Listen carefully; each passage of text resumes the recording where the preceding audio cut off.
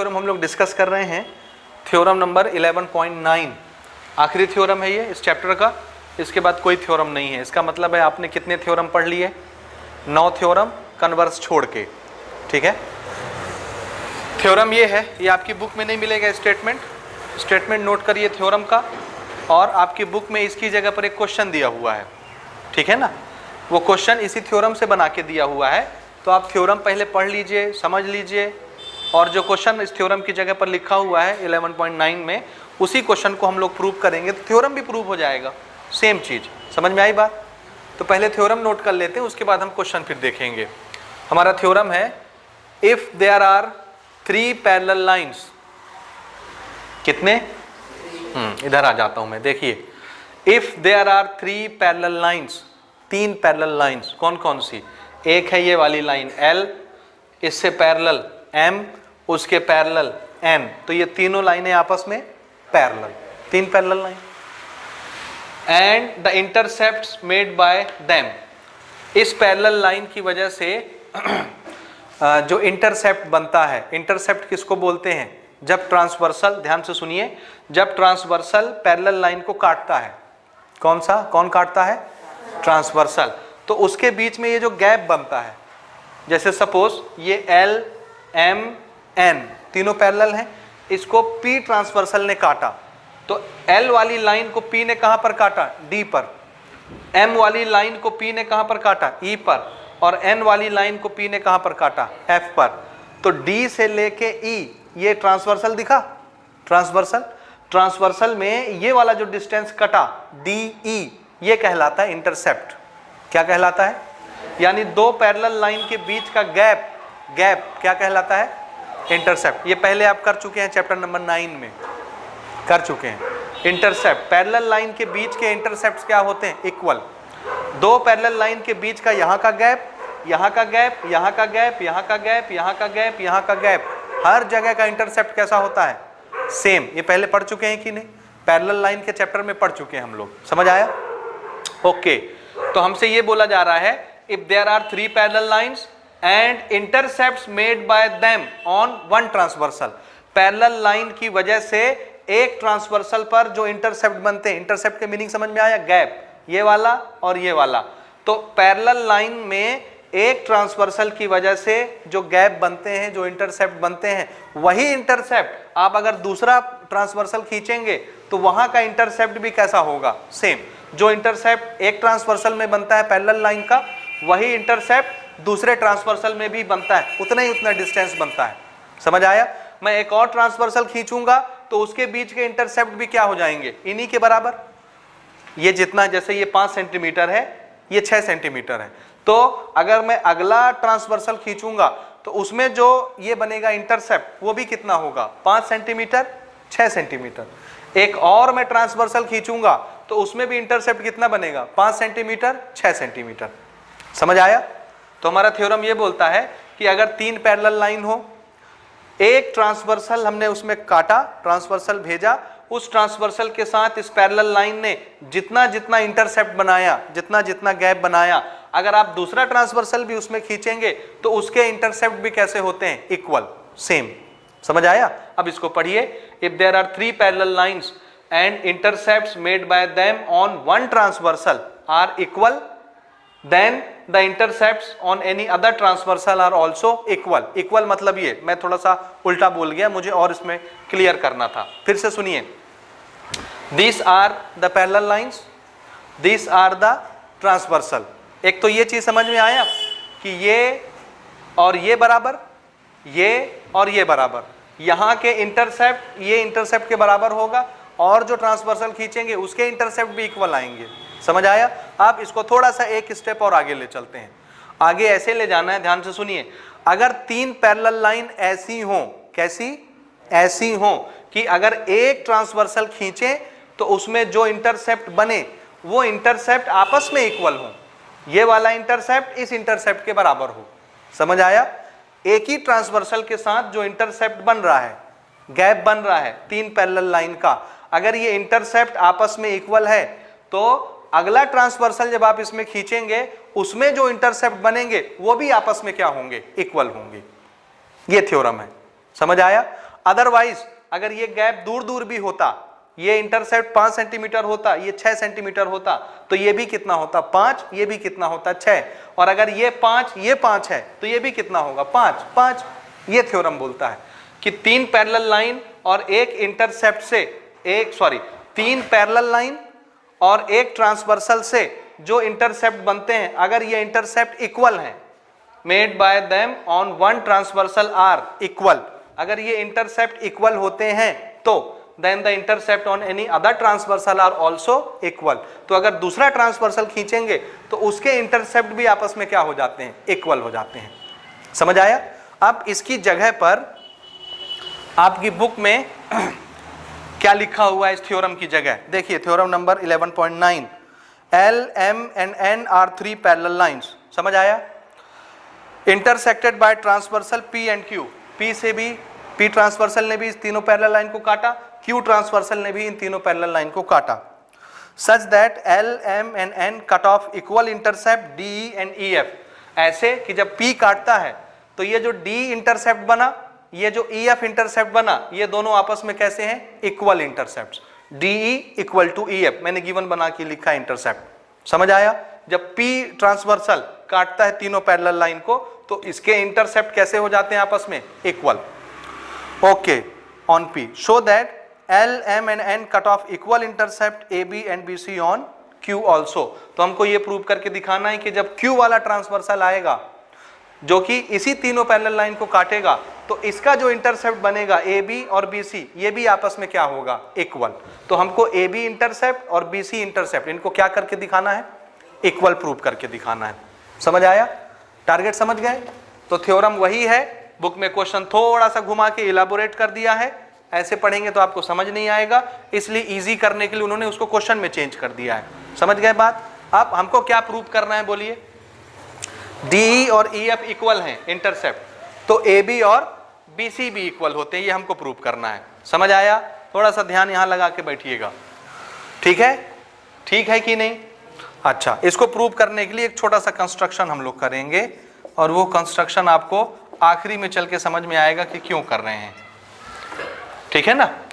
देखिए ध्यान से समझिएगा, जिस इंटरसेप्ट को इक्वल प्रूव करना है, ध्यान से सुनिए, जिसको इक्वल प्रूव करना है वहां से हम एक लाइन ले जाएंगे। कहां से?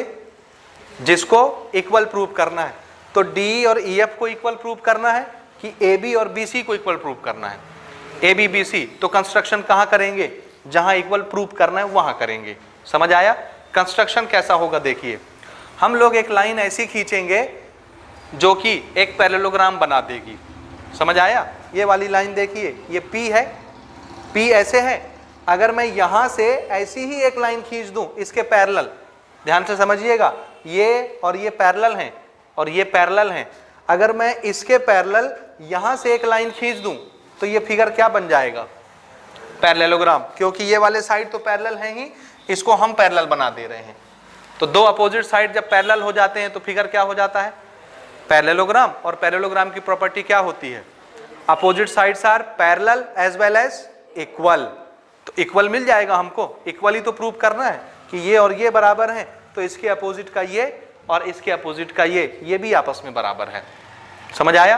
तो कंस्ट्रक्शन क्या करना है, एक ऐसी लाइन खींचना है जो P के क्या हो, पैरेलल। कहां से?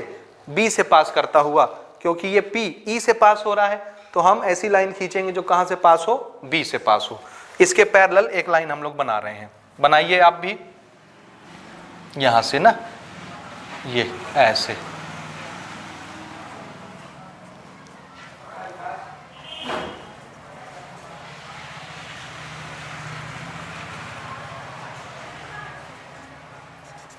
ये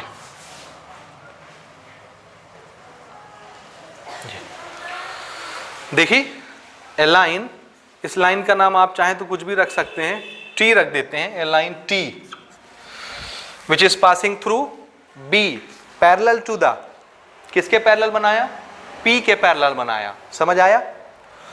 अच्छा, जब ये लाइन L पे पहुंचती है तो L पे इसको काटेगी, कहां पे काटती है इसका कुछ नाम रख लेते हैं, A B C D E F G, ये हो गया G, ये वाला जहां कटा, और ये यहां पर कटा, G के बाद क्या आएगा H।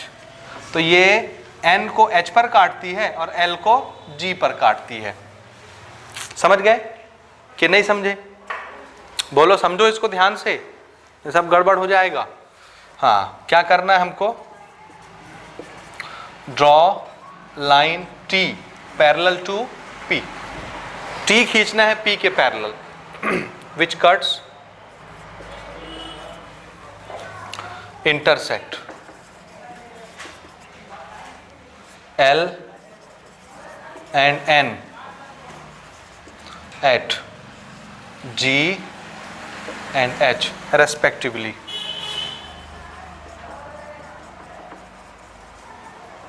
जी ठीक है, समझ गए? जो किए लिख दिए, लिख दिए।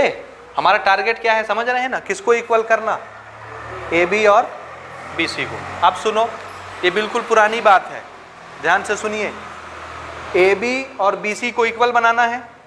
ए बी बी सी क्या है? साइड की एंगल, साइड है कि एंगल है? साइड है। दो साइड कब इक्वल होते हैं? फिर से वही क्वेश्चन आ गया पुराना हमारा, जब दोनों साइड, दो ट्राइंगल के करस्पॉन्डिंग साइड्स हों और दोनों ट्राइंगल क्या हो गए हों? कनगरेंट, तो करस्पॉन्डिंग साइड्स भी क्या हो जाएंगे? इक्वल। तो मुझे ये और ये साइड इक्वल करनी है, इसलिए मैंने एक ट्राइंगल ये बनवा लिया और एक ट्राइंगल ये बनवा लिया। अब मैं इन दोनों ट्राइंगलों को क्या कर दूंगा? कनगरेंट। तो ये वाली साइड और ये वाली साइड क्या हो जाएंगी? इक्वल। बात समझे कि नहीं समझे? जल्दी बोलो, समझे ना? हाँ, अब देखिए, अब इसका जुगाड़ समझिए, इस पर हम बाद में आते हैं ना कन्ग्रेंट करने के लिए। पहले हम कंग्रुएंसी में जो क्राइटेरिया लगने वाली हैं उसको तो पूरा करवा लें। समझ रहे हैं कि नहीं? देखिए, देखिए ना कैसे करने वाले हैं, समझिएगा। इस ट्राइंगल का ये वाला एंगल और इस ट्राइंगल का ये वाला एंगल, दोनों एंगल बराबर होंगे कि नहीं होंगे? तो एक एक एंगल क्राइटेरिया मिल गया कि नहीं मिला? जल्दी बोलो, मिल गया। दूसरी चीज देखिए, ये वाला एंगल और ये वाला एंगल दोनों इक्वल होंगे कि नहीं? क्यों होंगे? Alternate interior angle. क्यों? क्योंकि L और N क्या है? पैरेलल, और ये वाली लाइन क्या है? ट्रांसवर्सल। इस ट्रांसवर्सल ने पहले पैरेलल के साथ इस पार एंगल बनाया, इस ट्रांसवर्सल ने दूसरे पैरेलल के साथ उस पार एंगल बनाया। दोनों एंगल इक्वल होंगे, अल्टरनेट इंटीरियर एंगल। तो ये एंगल, दो ट्राइंगल दिख रहे हैं, ये एक ट्राइंगल, ये दूसरा ट्राइंगल दिखा। एक ट्राइंगल का एक एंगल इक्वल हो गया, एक एंगल इक्वल हो गया। और क्या चाहिए? दो एंगल हो गया। तीसरी क्या चीज चाहिए? साइड। कौन सी साइड? ये वाली साइड तो हमको प्रूव करनी है। जब दो ट्राइंगल कन्ग्रेंट हो जाएंगे तो ये और ये करस्पॉन्डिंग इक्वल हो जाएंगे। तो ये अभी इक्वल नहीं है, इसको हम प्रूव करेंगे कन्ग्रेंसी के रिजल्ट से। जब ट्राइंगल कन्ग्रेंट होगा तब ये रिजल्ट में प्रूव होगा। अभी इसको प्रूव करने के लिए कौन सा साइड हमको और इक्वल करना पड़ेगा? बोलिए। ये एंगल और ये एंगल है, कौन सा साइड लेंगे? अगर आप ये साइड ले लेते हैं तो साइड एंगल ना हो जाएगा, नहीं चलेगा। ये और ये इक्वल नहीं होंगे, कोई जुगाड़ नहीं है। तो कौन सा एंगल, कौन सा साइड बचा? नाम बोलो साइड का, जल्दी से, जल्दी बोलो ना, क्या सोच रहे हो? इसको लास्ट में प्रूव करना है, ये रिजल्ट में आएगा। इसको छोड़ दो, इसको छोड़ दो। कौन बचा? कौन बचा? साइड। अरे बोलो ना, कौन सा साइड बचा? ये नहीं हो सकता, ये नहीं हो सकता। इसको हमको प्रूव करना है एज ए रिजल्ट, इसको प्रूव करना है एज ए रिजल्ट। ये भी कट गया, ये भी कट गया, ये भी कट गया, ये भी कट गया। कौन बचा? GB और BH, ये बचा। अगर ये और ये इक्वल हो जाए तब तो दोनों ट्राइंगल क्या हो जाएंगे? कन्ग्रेंट। किस क्राइटेरिया से? Angle side angle, angle side angle, दोनों ट्राइंगल क्या हो जाएंगे? कन्ग्रेंट। तो दोनों ट्राइंगल को कन्ग्रेंट करने के लिए हमको सिर्फ कमी किसकी हो रही है? GB को किसके बराबर बनाने की? BH के बराबर बनाने की। अगर हमने ये दोनों बराबर कर लिए तो हम ट्राइंगल कन्ग्रेंट कर ले जाएंगे, और जहां दो ट्राइंगल कन्ग्रेंट होंगे रिजल्ट में CP/CT से ये दोनों बराबर हो गए कि नहीं, प्रूफ हो जाएगा। समझे कि नहीं समझे? अब हमारा टारगेट क्या है? किसको किसको इक्वल करना? GB और बी एच को इक्वल करना। ये कैसे इक्वल होगा, पहले इस पर आइए, समझ रहे हैं? देखिए कैसे इक्वल होगा, स्टार्ट करते हैं। समझ गए टारगेट या नहीं समझे? जल्दी बोलो। ठीक, देखिए ना फटाफट कहां से स्टार्ट करें? यहां से स्टार्ट करते हैं। देखिए देखिए L और M पैरेलल हैं कि नहीं हैं, इसलिए DG और EB पैरेलल होंगे कि नहीं? भाई वही लाइन है ना, L और M ही तो है, तो बीच का टुकड़ा ले लो DG और EB, पैरेलल होंगे कि नहीं? होंगे। ठीक है, यही से स्टार्ट करते हैं। देखिए since DG parallel to EB, क्यों? क्योंकि L पैरेलल टू M। समझ आया? आया कि नहीं? फिर से ये देखो DE और ये GB पैरेलल होंगे कि नहीं? होंगे कि नहीं? क्यों? क्योंकि P के पैरेलल ये T हमने कंस्ट्रक्शन किया है, तो P और T आपस में पैरेलल हैं, तो P का टुकड़ा और T का टुकड़ा पैरेलल होगा कि नहीं? होगा ना, कंस्ट्रक्शन से हमने बनाया। इसलिए DE पैरेलल टू, बोलो GB, इसमें रीजन क्या लिखना? By construction. बोलो समझ आया? थोड़ा जोर से बोलो, ये समझ आया कि नहीं आया? आया ना। आप देखो ध्यान से, ध्यान से देखो, DG और EB कौन से साइड हैं? ये है DG, ये है EB, अपोजिट साइड। ये दो साइड दिखी ऐसे, अपोजिट साइड क्या है ये? पैरेलल। फिर से DE और GB opposite side, DE GB opposite side, क्या है ये? पैरेलल।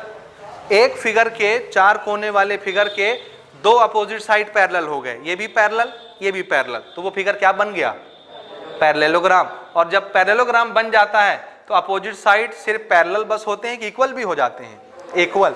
इसलिए DE के बराबर कौन हो जाएगा? GB। तो अभी हम क्या बोलेंगे? ये फिगर क्या बन गया? पैरेललोग्राम। क्योंकि दो अपोजिट साइड पैरेलल हो रहे हैं तो फिगर क्या बन जाएगा? और पैरेललोग्राम बना के रिजल्ट क्या निकाल लेंगे? Opposite sides are also equal. तो DE को किसके बराबर लिख लेंगे? और D इसके बराबर है, तो ये इसके बराबर नहीं हो जाएगा? यही तो बनाना चाह रहे थे ना, ये और ये बराबर, समझे ना? अभी हम एक पैरेललोग्राम यहां बना लेंगे तो ये और ये इक्वल मिल जाएंगे। एक पैरेललोग्राम यहां बना लेंगे, हाँ ये वाला, तो ये और ये इक्वल मिल जाएगा। ये आपस में इक्वल हैं तो ये भी आपस में इक्वल हो जाएंगे। ये जहां इक्वल हुए तो कॉन्ग्रुएंट बना लेंगे। समझ में आ रहा है टारगेट? ठीक। सो ये फिगर का नाम बोलो, चार कोने का, DGBE। DGBE is a parallelogram. Therefore result क्या निकला इसका? जल्दी बोलो। रिजल्ट रिजल्ट रिजल्ट क्या निकलेगा? DE equal to GB। समझ रहे हैं ना? DE equal to GB। Equation बनाते चलते हैं ना, 1। क्यों? Opposite sides of parallelogram. समझ आता है आपको? ये आया यहां तक? ठीक बात। अब इस पे आते हैं। देखिए M और N पैरेलल हैं कि नहीं? इसलिए EB और FH पैरेलल होंगे कि नहीं? होंगे। अगेन कौन कौन से? EB parallel to FH। क्यों? क्योंकि M पैरेलल टू N। हो गया। अगला, अभी हमने इसको और इसको लिखा, फिर से EF के पैरेलल ये BH होगा कि नहीं? क्यों होगा? क्यों होगा? EF के पैरेलल ये वाला BH क्यों होगा? क्योंकि हमने कंस्ट्रक्शन किया है P के पैरेलल T को, तो अगर P का टुकड़ा लेंगे तो T के टुकड़े से क्या होगा? पैरेलल होगा। P और T पैरेलल हैं आपस में। थोड़ा जवाब भी देते चलो मुंह खोल के, जल्दी बोलो। क्या लिखूं मैं? EF parallel to BH, reason में बाय कंस्ट्रक्शन। ये हो गया। इसके बाद का प्रोसेस बताइए। ये वाले दो अपोजिट साइड पैरेलल, ये वाले दो अपोजिट साइड पैरेलल, तो फिगर क्या बन गया? पैरेललोग्राम। तो ई बी एच एफ क्या हो गया? Parallelogram. Therefore E B H F is A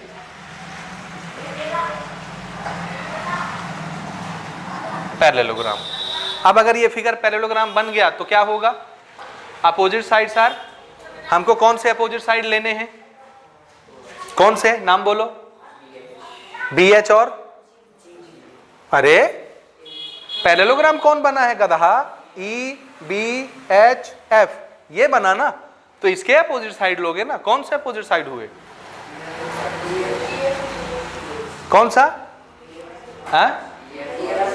E F और बी एच, इसको लेंगे। E F is equal to B H, ये भी इक्वल हो गया।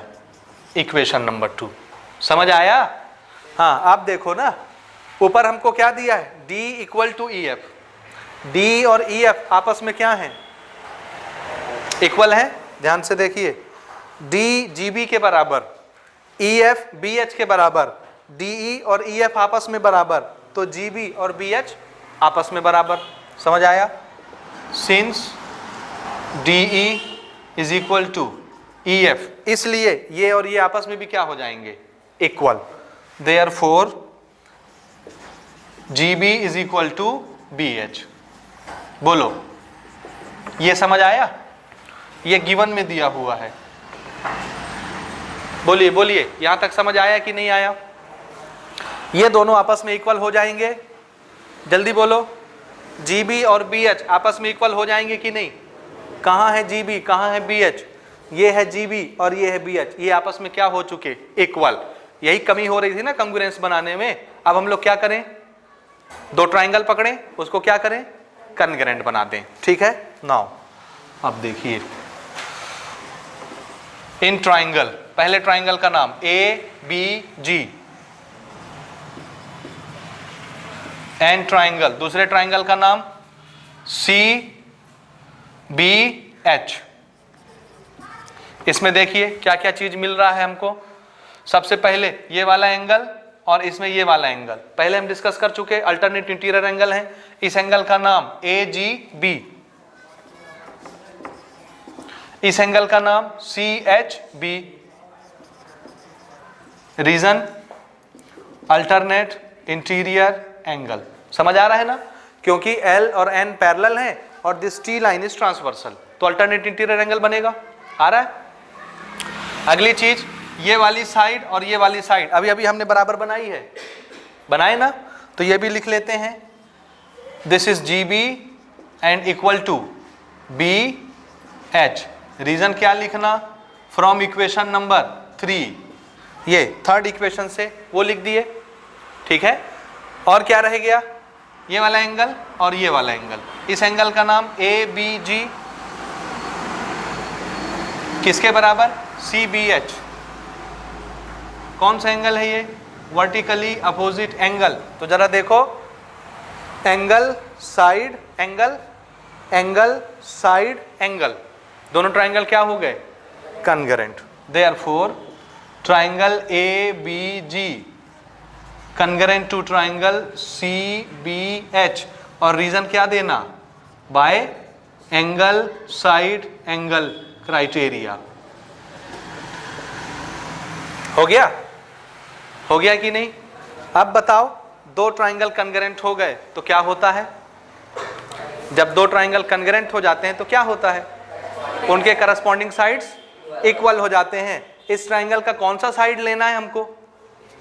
ए बी। और इस ट्राइंगल का कौन सा साइड लेना है? B C. दोनों क्या हो जाएंगे? इक्वल। ठीक है? A B B C. Reason क्या? सीपीसीटी। और यही तो प्रूव करना था। देखिए, these are the intercept on which line? A B और ए सी किस ट्रांसवर्सल के इंटरसेप्ट थे? आंसर है क्यू के। ए बी भी एल एम के बीच का गैप इसी ट्रांसवर्सल के साथ, और बी सी भी एम एन के बीच का गैप इसी ट्रांसवर्सल के साथ, और दोनों कैसे आए हैं? इक्वल। समझ आया? तो अगर तीन पैरेलल लाइन के साथ एक ट्रांसवर्सल में बने हुए इंटरसेप्ट आपस में इक्वल होते हैं, तो दूसरे ट्रांसवर्सल में भी जो इंटरसेप्ट बनते हैं वो भी आपस में क्या होते हैं? इक्वल।